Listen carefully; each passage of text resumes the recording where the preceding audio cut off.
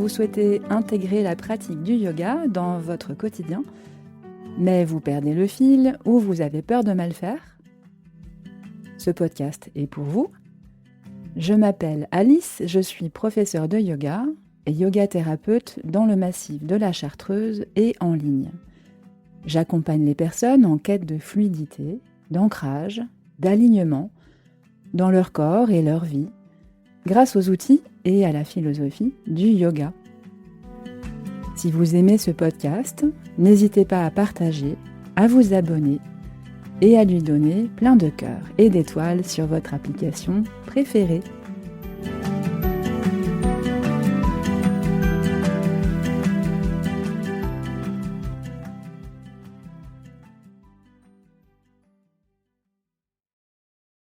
Bien que respirer soit un acte auquel il n'est pas nécessaire de penser pour qu'il se déroule, l'être humain est le seul mammifère capable de moduler volontairement son amplitude et sa fréquence respiratoire.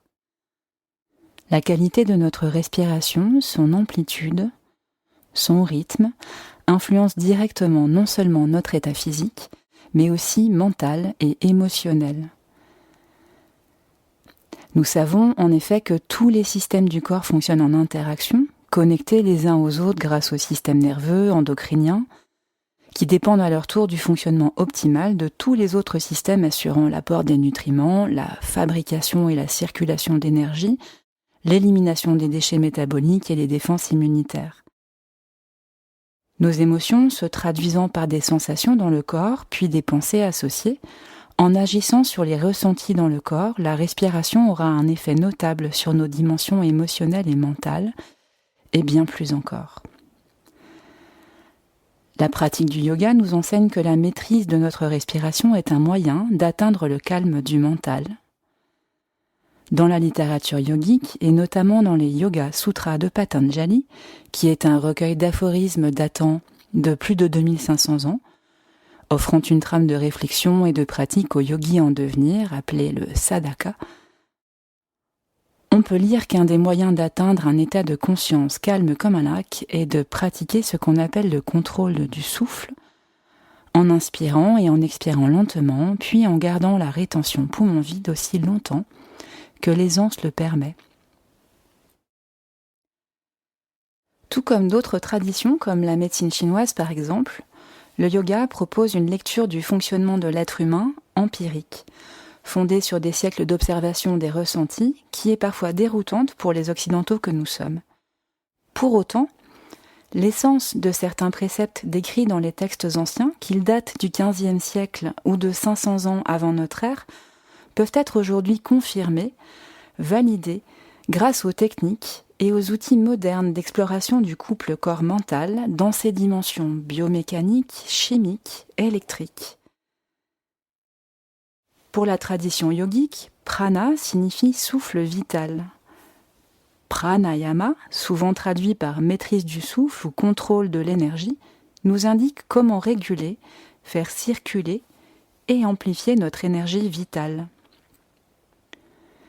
Dès les Upanishads, plusieurs siècles avant notre ère, les textes fondateurs du yoga ont décrit un processus de circulation du prana entre les différents plans de notre être, enveloppe physique, psychique, émotionnelle appelée kosha, à travers des canaux immatériels nommés nadis et des centres énergétiques appelés chakras, situés le long de la colonne vertébrale et dans le crâne. Ce que leurs enseignements nous transmettent, c'est que ces dimensions de nous-mêmes sont interdépendantes et se nourrissent les unes des autres. Le monde occidental a longtemps séparé nos différentes dimensions, mais de plus en plus, les recherches médicales et les études cliniques nous permettent de comprendre comment elles peuvent être reliées, ou au moins d'établir des mesures significatives mettant en évidence les relations entre notre respiration et notre état physique, mental et émotionnel.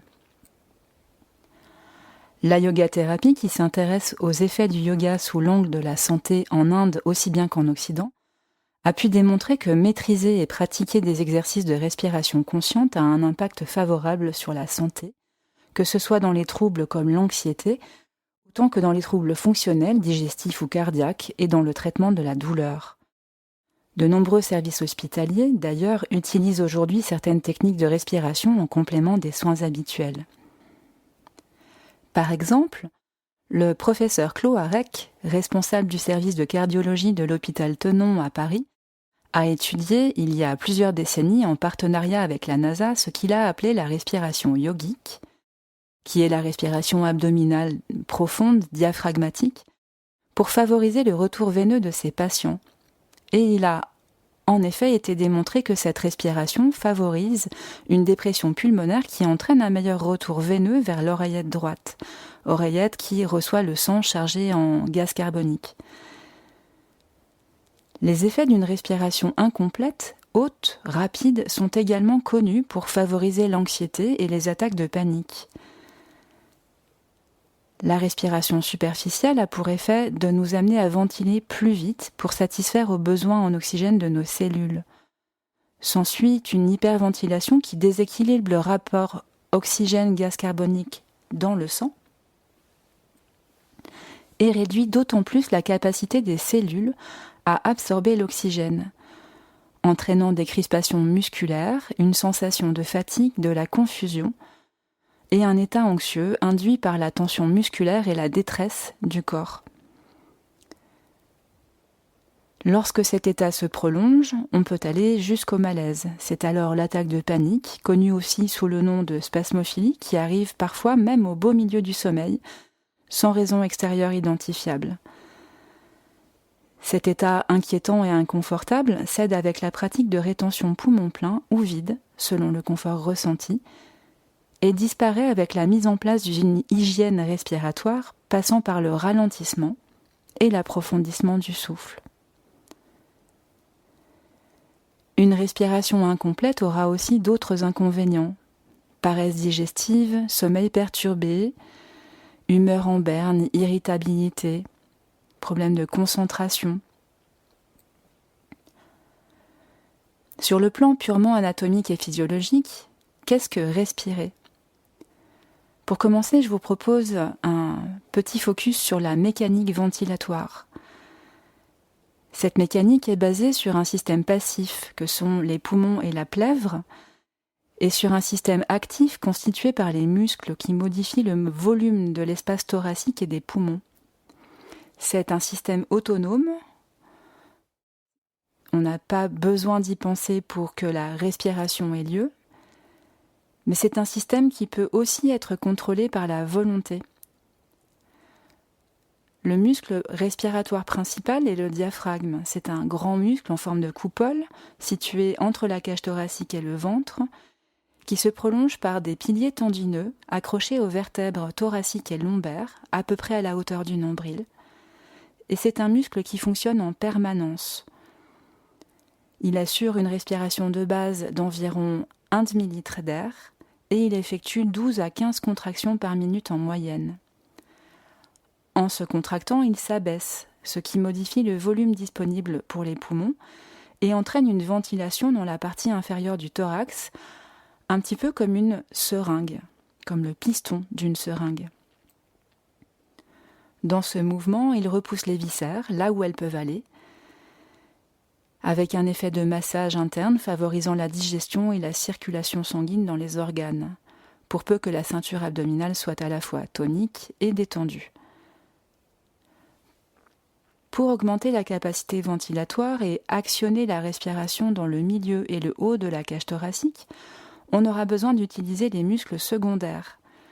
Pour l'inspiration, ces muscles secondaires sont les muscles intercostaux, pectoraux et les muscles des côtés du cou. À l'expiration, nous recrutons les intercostaux internes, les abdominaux et les muscles lombaires. À propos d'expiration, Bernadette de Gasquet, professeure de yoga depuis plus de 40 ans et médecin, a mis en évidence, grâce à l'imagerie médicale en mouvement, que la contraction du périnée stimule celle du muscle abdominal transverse, ce qui améliore la mobilité et la souplesse du diaphragme et donc l'aisance respiratoire. Les engagements musculaires coordonnés à l'expiration vous permettent aussi de maintenir tonique et souple votre centre, c'est-à-dire votre petit bassin, votre bas-ventre, le bas du dos, À la base de toute pratique corporelle efficace et durable, qu'elle soit de loisir ou utilitaire. Ils correspondent aussi à Mula Bandha, qui est la contraction du périnée, et Uddiyana Bandha, qui est la contraction des abdominaux profonds et du diaphragme.